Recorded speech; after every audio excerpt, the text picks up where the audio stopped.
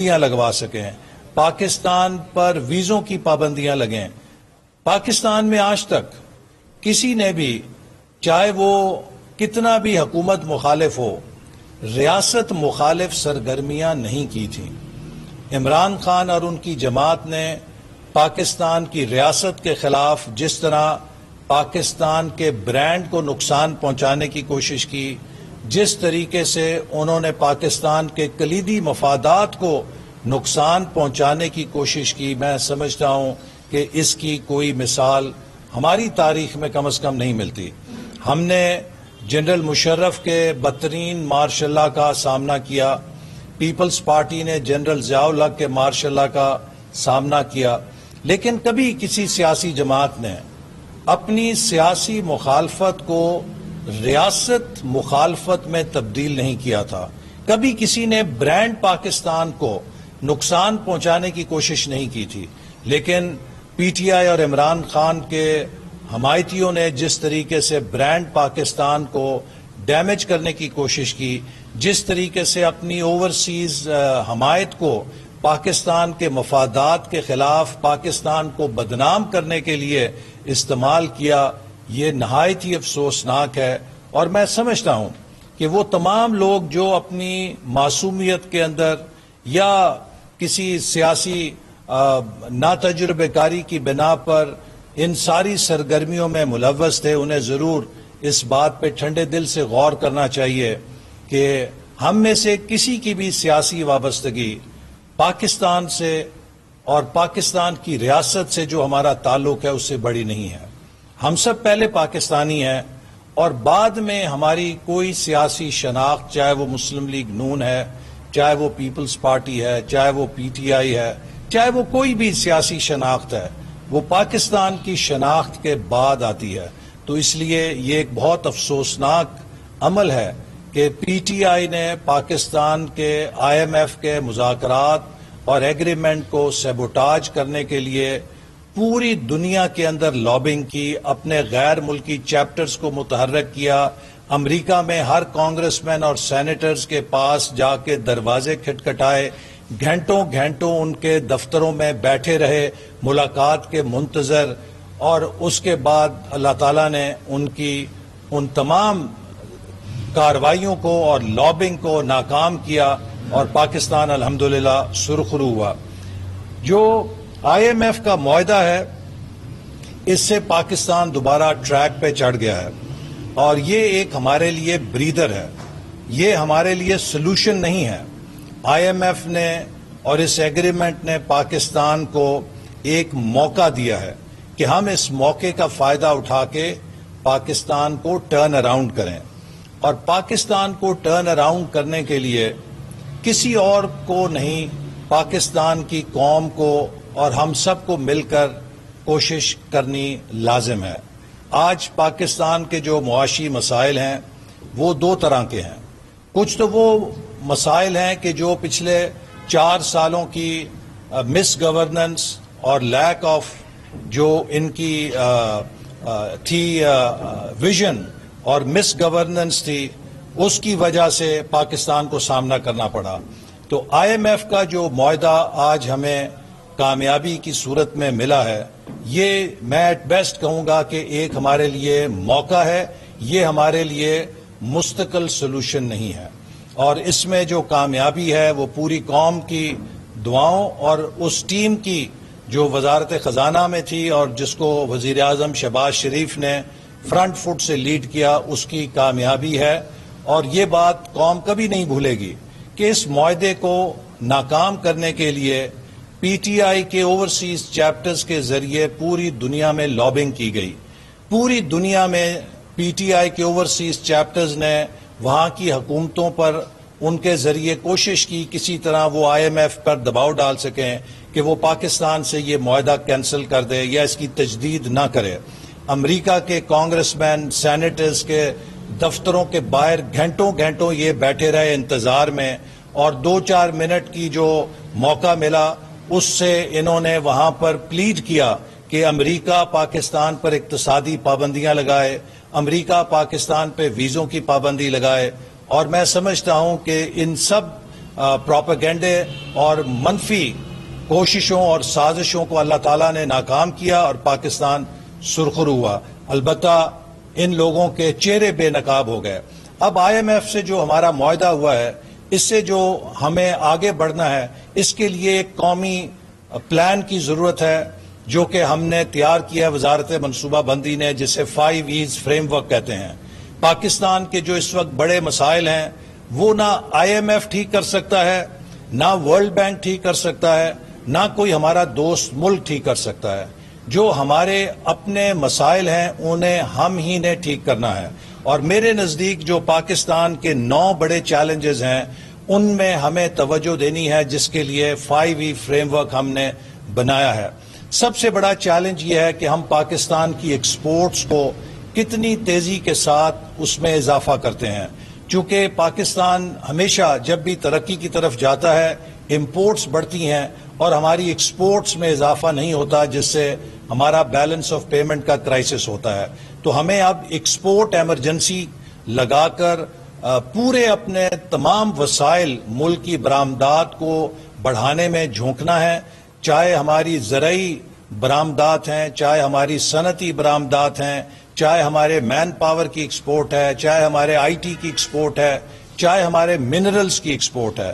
یہ 5 ذریعے ہیں جن سے ہمیں اپنی ایکسپورٹس کو بڑھانا ہے، اور خاص طور پہ اس میں SME سیکٹر کا بڑا ایک اہم کردار ہے. اگر ہم اپنے اسمال بزنس سیکٹر کو صحیح طرح اگلے 2-3 سال میں پروموٹ کریں تو یہ بھی 30 سے 40 ارب ڈالر کی ایکسپورٹ جنریٹ کر سکتے ہیں. تو سب سے بڑا چیلنج ہمارا ایکسپورٹ ہے، جو کہ دنیا میں ہمارا پرسنٹیج آف GDP کم ترین ہے، اور ہر کامیاب ملک نے ایکسپورٹ کے ذریعے کامیابی حاصل کی ہے. دوسرا بڑا challenge low tax to GDP ratio ہے. ہمیں ایک ٹیکس پیئنگ نیشن بننا پڑے گا، اور ہمیں اپنی جو عادات ہیں اس میں ریاست کو ترقی کے لیے وسائل دینے پڑیں گے. اگر پاکستانی اپنی دولت اور اپنی آمدن سے ٹیکس نہیں دیں گے تو پھر ریاست کو کشکول لے کر دوسروں سے بھیک مانگنی پڑے گی. اگر ہم خود انحصاری کے راستے پہ چلنا چاہتے ہیں، اگر ہم اپنے پیروں پہ کھڑا ہونا چاہتے ہیں، تو پاکستان کو اپنی آمدن سے اپنے ٹیکس ٹو GDP ریشیو کو ٹھیک کرنا ہے. دنیا میں ہر کامیاب ملک کا ٹیکس ٹو GDP کا جو شرح ہے وہ 16 سے 18% ہے GDP کی. پاکستان میں یہ شرح 10% سے کم ہے. تو ہم اس طرح ترقی نہیں کر سکتے. لہٰذا یہ ایک چیلنج ہے کہ پوری قوم کو ٹیکس کلچر کی طرف جانا ہے، اور جو بھی اپنی آمدن کما رہا ہے اسے اپنی آمدن میں سے ٹیکس ادا کرنا ہے. اور ٹیکس چوری کو ہر انسان نے ہر جگہ چوکیدار بن کے روکنا ہے. یہ ہر پاکستانی کا فرض ہے کہ جہاں پر وہ ٹیکس چوری دیکھتا ہے اس کی نشاندہی کرے، چونکہ اس ٹیکس چوری کی سزا ان کو ملتی ہے جو ٹیکس ادا کرتے ہیں. اگر ٹیکس چور ٹیکس ادا نہیں کریں گے تو جو ٹیکس ادا کر رہے ہیں انہیں زیادہ ٹیکس ادا کرنا پڑے گا. اسی طرح جو اگلا ہمارا چیلنج ہے وہ پروڈکٹیوٹی کا ہے. پاکستان کی پروڈکٹیوٹی، پیداواریت کی جو ایفیشنسی ہے، جو پیداوار کی ایفیشنسی ہے، وہ ساؤتھ ایشیا میں لوئسٹ ہے. ہمیں اپنی لیبر پروڈکٹیوٹی کو بڑھانا ہے، اور لیبر پروڈکٹیوٹی کو بڑھانے کے لیے ہمیں اپنے معمولات کو ٹھیک کرنا ہے. ایک قوم جو رات 2 بجے تک جاگتی ہو اور صبح 10 بجے سو کے اٹھے وہ کبھی ترقی نہیں کر سکتی. ہمیں اپنے معمولات زندگی کو اسی ڈھب پہ لانا ہے جیسے دنیا کا ہر کامیاب ملک جس روز و شب پر چلتا ہے، چاہے وہ یورپ میں ہے، چاہے وہ ایشیا میں ہے، چاہے وہ نارتھ امریکہ میں ہے. ہر کامیاب ملک جو ہے early to bed and early to rise کے فلسفے چلتا ہے. ہمارے ہاں بدقسمتی سے ہم رات 1-1 بجے 2-2 بجے تک تجارتی مراکز کھول کے رکھتے ہیں اور صبح 12 بجے تک سوتے ہیں. اس سے لیبر پروڈکٹیوٹی نہیں بڑھتی. اگر ہمیں لیبر پروڈکٹیوٹی بڑھانی ہے تو ہمیں صبح کام کا جلدی آغاز کرنا ہے. یہ پروڈکٹیوٹی زراعت میں بھی، صنعت میں بھی، سروسز میں بھی، آفیسز کے اندر بھی، کہ ہم کس طرح کم وسائل سے زیادہ نتائج حاصل کر سکتے ہیں، یہ ایک بہت بڑا چیلنج ہے. تیسری چیز جو ہے جو ہمیں مدد دے سکتی ہے وہ فورن ڈائریکٹ انویسٹمنٹ ہے. کہ ہم اپنے ملک میں بیرونی سرمایہ کاری کس تیزی کے ساتھ لا سکتے ہیں. میں یہ بات شیئر کرنا چاہتا ہوں کہ پاکستان میں بیرونی سرمایہ کاری $1.5 ارب سالانہ ہے. ویتنام جو ہم سے آدھی آبادی ہے، 10 کروڑ کی آبادی ہے، وہاں پہ تقریباً 28 سے 30 ارب ڈالر سالانہ غیر ملکی سرمایہ کاری آتی ہے. اگر ویتنام میں 10 کروڑ آبادی کے ملک میں 28 سے 30 ارب ڈالر بیرونی سرمایہ کاری جا سکتی ہے تو پاکستان جو 23 کروڑ کی آبادی ہے، ایک بڑی منڈی ہے، اور اس ملک کے اندر ایک 60 سے 80 ملین 6 سے 8 کروڑ مڈل کلاس موجود ہے، ایک سارا انفراسٹرکچر موجود ہے.